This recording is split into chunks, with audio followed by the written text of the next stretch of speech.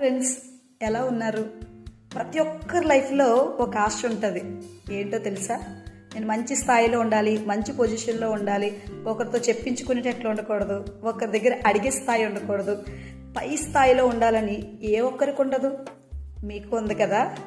మీకు ఆ కోరిక ఉండగలిగితే కనుక నేను చెప్పే విషయాన్ని ఖచ్చితంగా మీరు యాక్సెప్ట్ చేయాలి.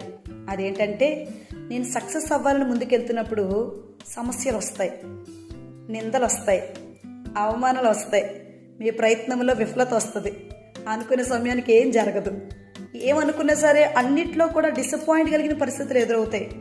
వెనక్కి చూస్తారా? బ్యాక్ అడిగేస్తారా? దయచేసి వెయ్యొద్దు.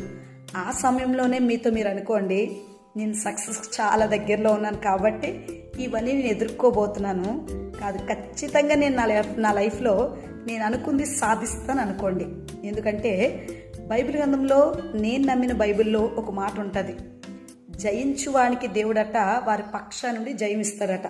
ఎందుకంటే యేసుక్రీస్తు ప్రభువారు ఆయన సిలువ వేయబడిన తర్వాత జయించి తిరిగి మరణాన్ని గెలిచి లేచారట.